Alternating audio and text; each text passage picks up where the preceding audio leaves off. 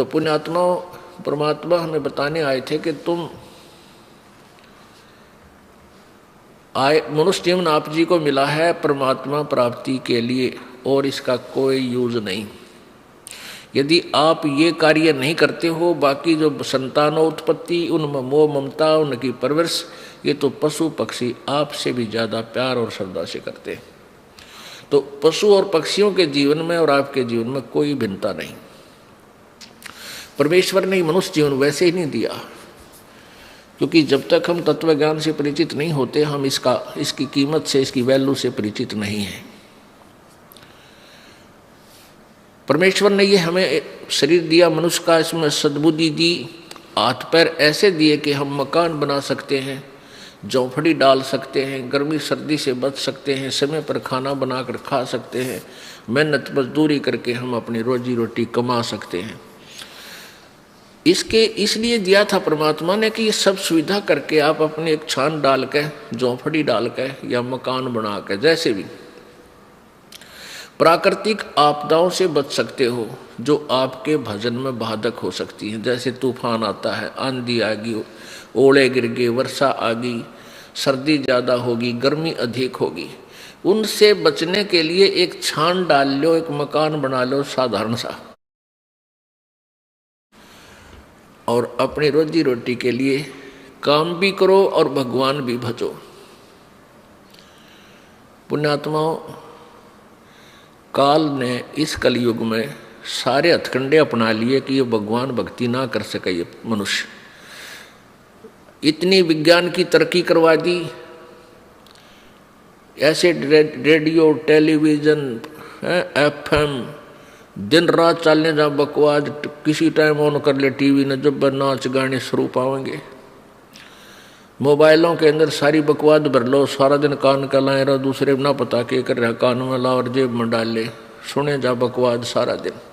और फिर अब ये शिक्षा बना दी। अब शिक्षा इसलिए आवश्यक थी, काल ने तो बनाई है हमारे को भगवान से दूर करने के लिए, यह शिक्षा का स्तर। और परमेश्वर ने पता था कि यह शिक्षा स्तर आवेगा, शिक्षा का समय, तो मैं अपने बच्चों को अपनी पहचान बता सकूंगा, सदग्रंथों को दिखा सकूंगा।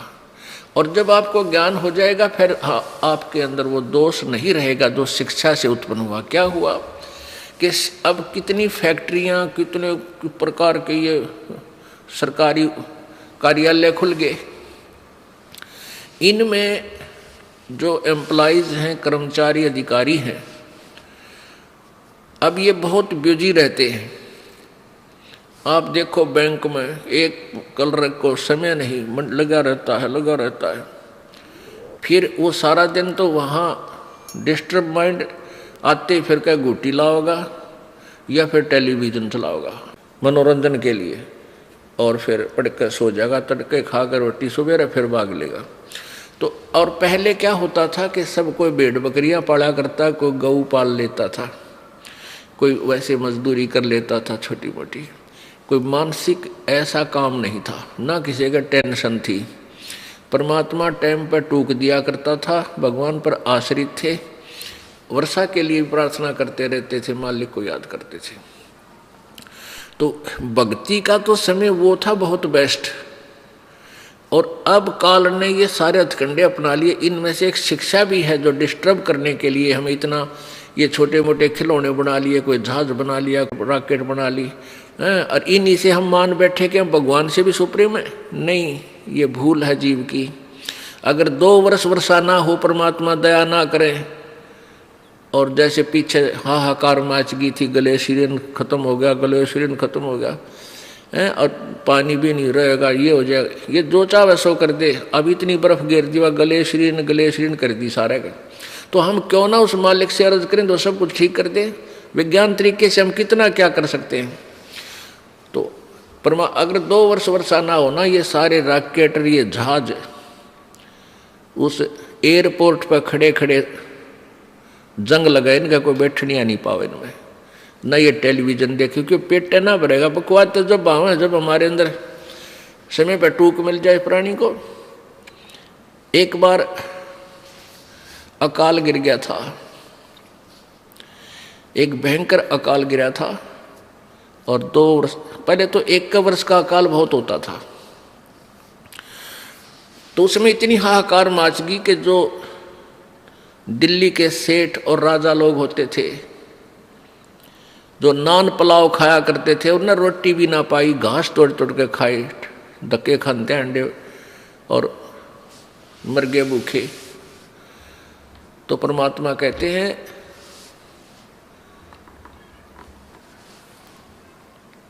शहजादे मांगत फिरे, वो दिल्ली के उमराव, जिन रोटी पाई नहीं जो खाते नान पुलाव। तो 1 वर्ष भी परमात्मा का झटका इन वैज्ञानिक या किसी भी सिर फिरे पर कतई नहीं उठेगा।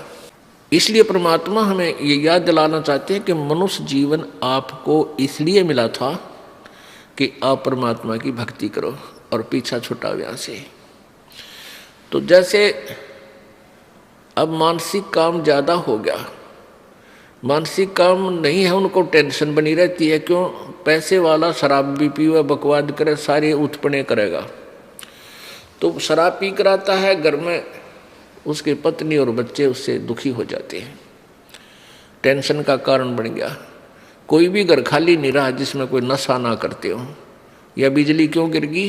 क्योंकि काल नहीं चाहता कि ये प्राणी भक्ति करे। मान लीजिए कोई एक घर का सदस्य उपदेश ले भी लेता है तो बाकी शेष जो है वो सारे आन उपासक, और कोई ना कोई बैल, कोई मांस खाता है, कोई अंडा खाता है, और कोई शराब पीता है, कोई तम्बाकू पीता है। और फिर आन उपासना में इतने गहरे रंगे जा चुके हैं कि उस सत साधक के साथ संघर्ष शुरू कर देते हैं, उसके नाम को भी खंडित करवाने की चेष्टा करते हैं। ये काल का जाल है। तो इसके लिए हमने सावधान होना है और पूरे विश्वास के साथ मीराबाई, ध्रुव और प्रहलाद जी की तरह हमने दृढ़ होकर इस मार्ग को अपना सफल करना है। तो प्रसंग चल रहा है कि साईं इतना दीजिए जिसमें कुटुंब समावे, हम भी भूखे ना रहे, अतिथि ना भूखा जावे।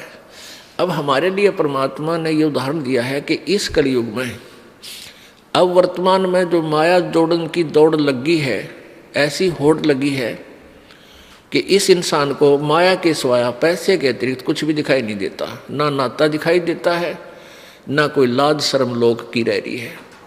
तो ये ऐसा क्यों हो गया? अज्ञानता से।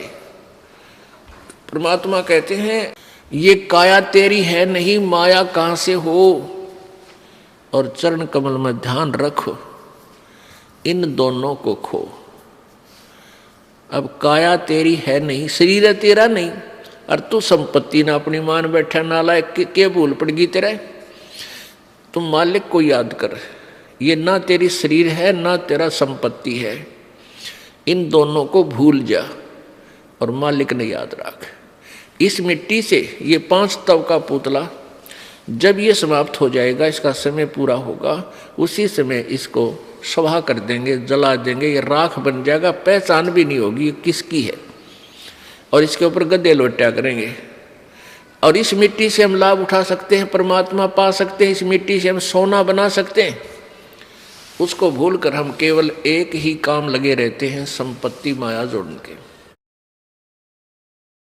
अब इधर पश्चिमी देशों में क्या है, माया की कमी नहीं रही, उनके पास बहुत धन हो गया।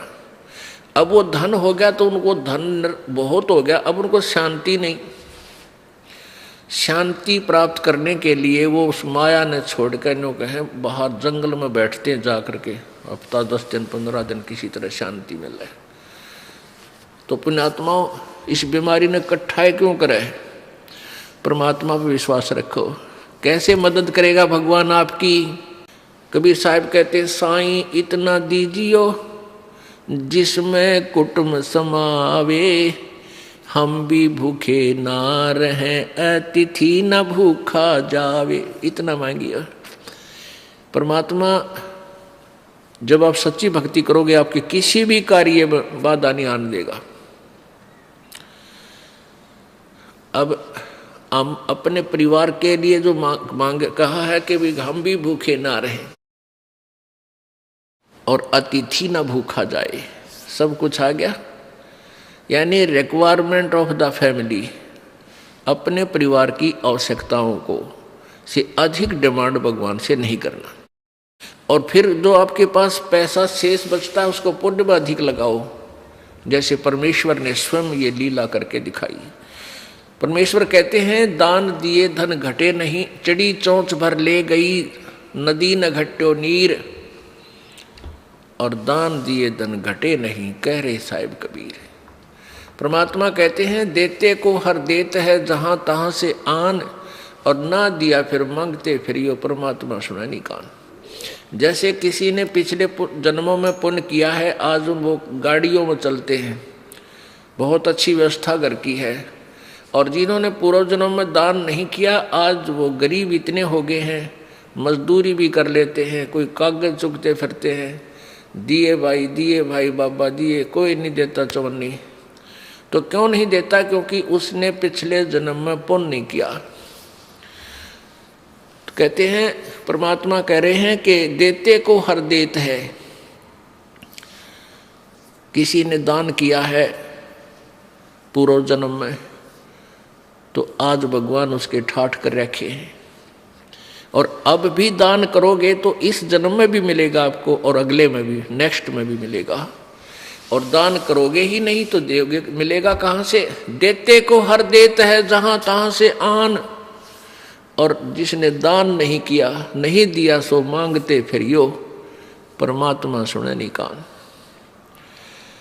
धर्म बिना दापे नहीं, ये प्राणी प्रपंच, आस बिरानी क्यों करे तन दिया हो तो संच।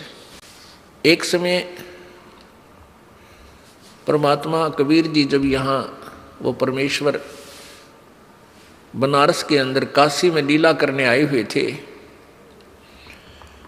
वो यही ज्ञान प्रचार किया करते थे जैसे दास आपको बता रहा, जो परमात्मा ने, परमेश्वर कबीर जी ने 600 वर्ष पहले अपने मुख्य ज्ञान में, तत्व ज्ञान में बोला था। उसी ज्ञान को परमात्मा प्रचार किया करते थे, और दोनों धर्मों को, हिंदू और मुसलमानों को, दोनों को कहा करते, तुम एक ही प्रभु के बच्चे हो, तुम अलग अलग नहीं हो। तुम आपस में झगड़ा करते हो, एक दूसरे को हीन सिद्ध करने की चेष्टा करते हो, ये तुम्हारा व्यवहार ठीक नहीं, क्योंकि तुम परिचित नहीं परमात्मा से। हिंदू को कहते थे और मुसलमानों को भी समझाते थे कि तुम जो साधना कर रहे हो, तुम्हारी साधना ठीक नहीं है।